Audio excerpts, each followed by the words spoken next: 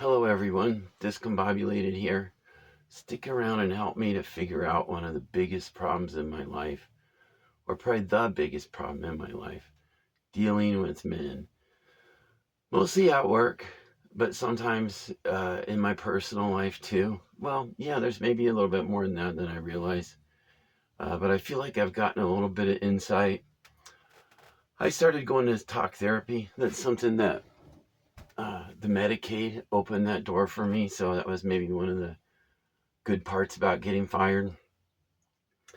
And so I, to illustrate what I'm talking about, I'm just going to give a recent example.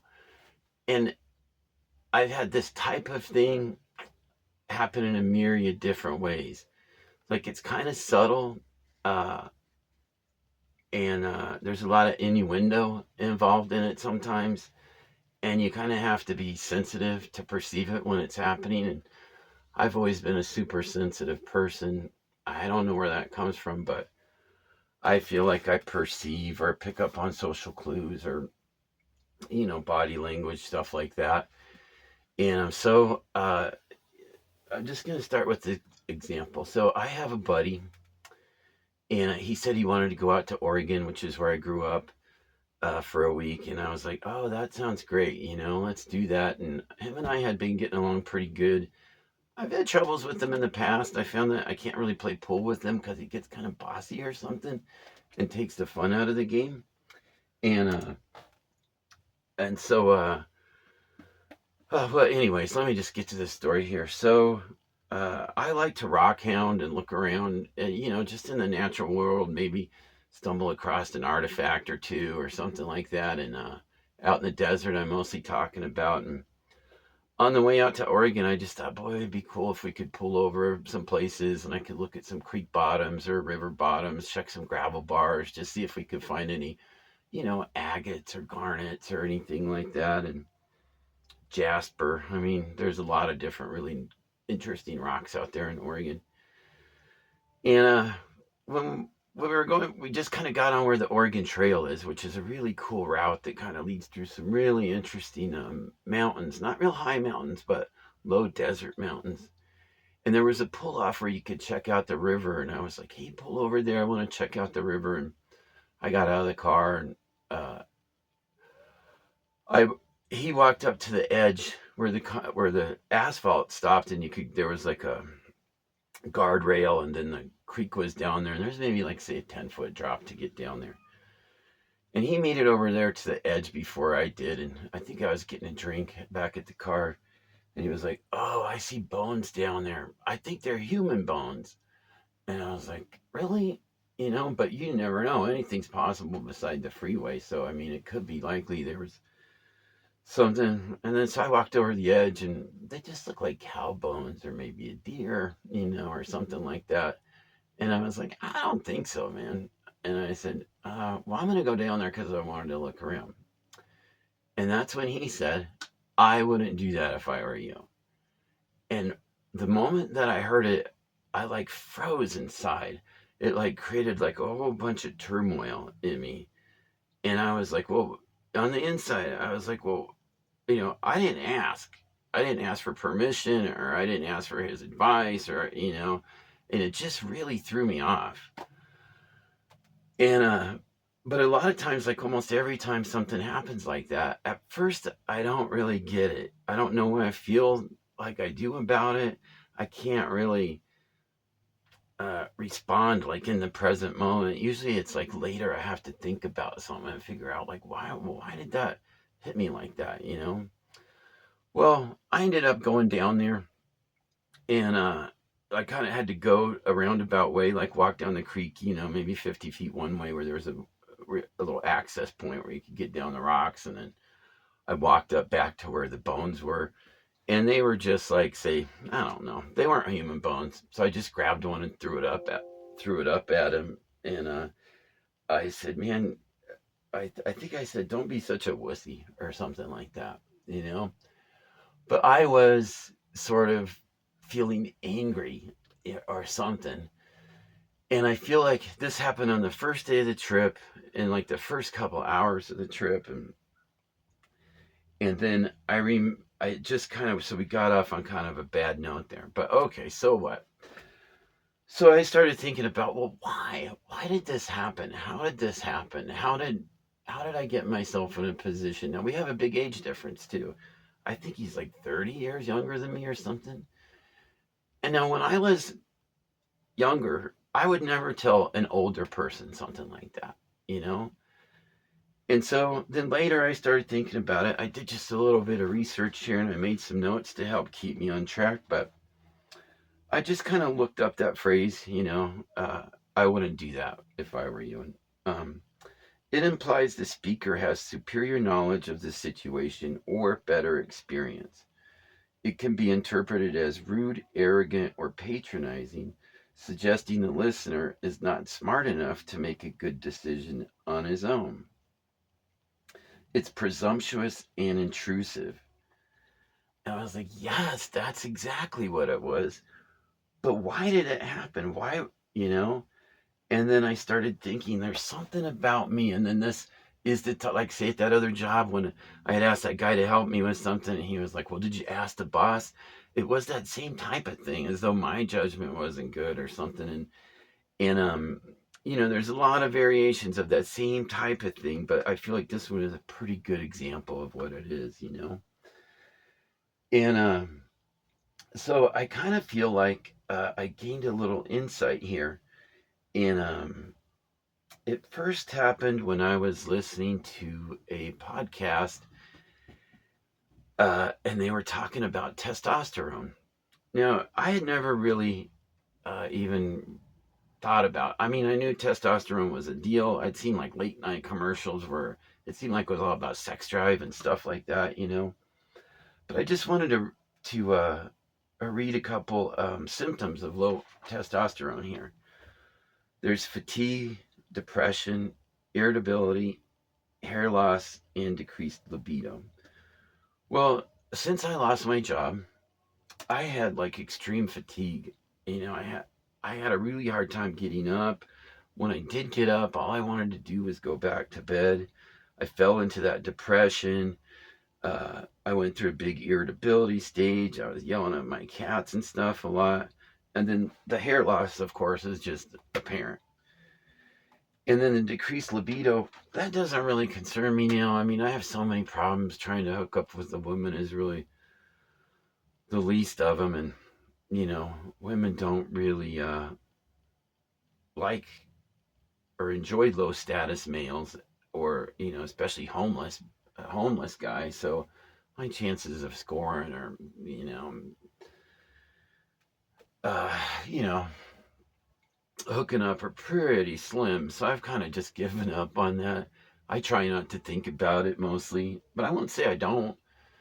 And things still work down there, so I kind of worried. Ah, man, I'm getting older, and then it's like it's like wasted youth. There's what little bit of youth I have left. I could probably be having some great sex, but it's just not in the books. So, but anyway, this is not about sex. I'm really not concerned about that. I'm more concerned about dealing with men, and that's why I'm bringing all this up. So, let me get back to the podcast here. So, on this podcast, they were talking about microplastics, and one of the things that it does, and I'm no doctor, and I don't remember word for word what the idea was, but they said that we have a plastic spoon's worth of microplastic in our brain. And that's actually quite a bit of plastic if you think about it. And then it turns out that this microplastic somehow blocks the receptor for testosterone. So the more microplastic you have in your brain, the less ability the testosterone has to go where it's supposed to be going or doing what it's supposed to be doing, like in a nutshell. So, and then, now along those same lines, that's what kind of kicked off my testosterone thinking, and just made me think, wow, man, I bet you, I think I might have low testosterone, just based on like how I was feeling and everything. And then I remembered uh, Jordan Peterson, who's like a kind of an infamous podcaster and professor, and I really like him. I really respect him, and I feel like I used to think he could help me a lot, but I kind of tried to apply what I learned there, and it didn't really do anything for me either. But anyways, he has talked a lot about testosterone, and it really made a lot of sense to me, combined with the microplastic. And I just want to read something to you here. I have it pulled up on the computer. Just bear with me. Um, all right. Now, he has a lobster analogy and says there's an ancient hierarchy. Peterson notes that lobsters and humans share a common evolutionary ancestor from roughly 350 to 700 million years ago. Since lobsters organized themselves into dominance hierarchies, even then, Peterson argues that hierarchies are an ancient natural phenomenon. So now this is relevant to me today because it has to do with men and the social hierarchy. Okay, the serotonin connection. In both lobsters and humans, status is regulated by serotonin. Winners. A dominant lobster has high serotonin levels, leading to a confident, upright posture. Losers. A defeated lobster's serotonin drops, causing it to curl up and skulk. If the defeat is severe, its brain can even dissolve and regrow into one suitable for a subordinate status. So now just remember that idea, subordinate status, because I feel like that's what happened to me. Like during my life, something happened to my brain that sort of dissolved it and regrew it into a subordinate status brain. And that is what's been causing me the troubles. And then people like, say, my buddy, he somehow knows that I have a subordinate status brain. And that's why he'll tell me, I wouldn't do that if I were you, because he knows that he can get over on me like that, basically. And then, okay, the biological function. And then here's where we get to the crux. Lobsters do possess testosterone and androgenic glands, which are active in male biological processes. And it says, while Peterson focuses heavily on serotonin in his lobster analogy, testosterone plays a complementary role in this broader discussion on dominance. Okay, aggression and competence. Peterson often links testosterone to aggression and the male drive for competence.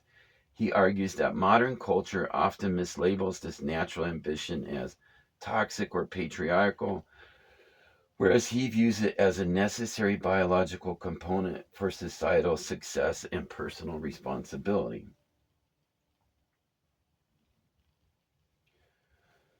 So, viewed through that lens, and just kind of thinking about, my my, my past encounters and trauma that I have from men, my horrible past with women and the trauma surrounding all that, uh, that I feel like that at one time I was a sharp pencil that was maybe full of testosterone, and that over time these traumas, these experiences, these bad managers, these shitty bosses, and the shitty things people would say to me, or women cheating on me, or who knows what my own part in the whole thing was, but that it turned me from a sharp pencil into a dull pencil, like the pencil you might pick up in the school box that's so dull you just throw it back and look for another sharp pencil. You know what I mean? So I feel like over time that life has has worn me down. All right, so when I was at the therapist the other day, I just kind of told her about the my idea that I could be low in testosterone, and she seemed like she would like that seemed like it could be a real possibility to her. And so she told me about a place, and then yet again, this could be another door that Medicaid's opening for me, because when I was working, and even of course, the other times when I wasn't working, I couldn't go to the doctor, even if I suspected I had low testosterone. It was like, well, who cares? But So, anyways, no, okay, so I kind of got a plan of action now. I'm going to go to this clinic and get my testosterone tested and see if any of this is even accurate or if it bears out. And then, now what Jordan Peterson says to do basically, and he says that after a defeated lobster, uh, uh, there was one other part about the lobster. I wish I could remember that says that the lobster will, oh yeah, curl up and skulk. I feel like that's what happened to me after I got fired. I just curled up and skulked like a lobster underneath a rock here in my camper. And he says the only way a lobster can basically get his mojo back is to have a victory or a couple victories, and it actually raises your testosterone. So, if I don't get a victory, I can't really do that. But one thing he suggests is just standing up straight and keeping your shoulders to back. And it sort of that asserts a little bit of dominance, gets you like a little bit bigger, and might start the testosterone moving in the right direction. But I kind of tried that like before, like at work. Before I went in, sometimes I'd think, okay, I'm gonna like take a deep breath, pull my shoulders back, stand in, and sort of, walk in like a man. But I always forget and just kind of go back to like that skulking, beat up, kind of like a beat up dog looking posture, probably. It's hard to imagine what I look like to other people. But I feel like that's probably how they perceive me. So, and then, now, second to that, the microplastic thing. Now, I was on that podcast. They did it. They were talking about RFK, or Bobby Kennedy Jr., and he eats a lot of kimchi, which is a fermented cabbage dish from Korea. And there's something about the probiotic in kimchi that's supposed to somehow, through that gut brain connection, or I'm not sure what all it does, but it actually dissolves that microplastic that's covering the testosterone or preventing the testosterone receivers, receptors, or whatever's happening there. I don't know if it's like neurons linking up or that type of deal or synaptic class, but you got the idea. And so I ordered a bunch of kimchi, bought kimchi at the grocery store, and I'm trying to eat that like crazy and hope that the probiotics uh, will start to work on that along with some other benefits. And I do feel I actually am feeling a little bit better and more energy, but I'm not even sure. I made a lot of other changes too, but all right. So there's standing upright, shoulders back, the kimchi, and then now I have this doctor's visit, and I'm not sure uh, if they could just give you an injection of testosterone, or what that would be like. And so that's the path I'm on. That's the kind of the where I'm kind of suspecting that my problem lies, and then I'm hoping that I don't like. I mean, I'm 58 now, and I don't know if my behavior can be changed. I don't know if I could ever quit skulking or being a low status male. I don't want to be a super high status bossy male, but I would like to at least have enough maleness and male energy that people weren't saying, I wouldn't do that with you when I'm just out on an outdoor adventure. I've since decided to not take any more trips with that guy, and I told him I was not going to be rock hounding with him anymore because, well, there were some other issues also.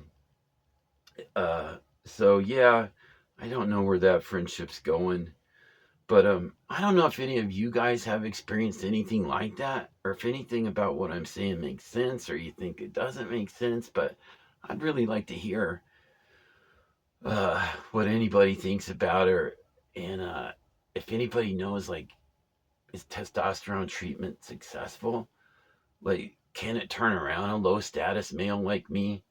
Could it pull me out from under the rock from my skulking and crying and babying and belly aching, and kind of pump me up and get me back out there in life? I mean, I gotta get on my feet, but this is the thing. This is the reason I don't want to go to work. I feel like I can't bear another shitty manager. I can't take another shitty direction or a bossy boss, or I just can't even do it anymore. I don't know how to not do it and still feed myself, but right now I feel like I can't go back to work until I work this out. I got to hammer this out before I hammer anything else out. And maybe I just have to find a whole nother work mode. I thought about being a substitute teacher, starting a handyman business, and some people here have given me ideas in the past too. After but I'm still lacking direction. I'm not sure what to do, but I'm gonna chase down this particular issue and see where that leads me, and then I'll try to uh, go from there. Well, thanks for listening. Like and subscribe. Leave me a comment.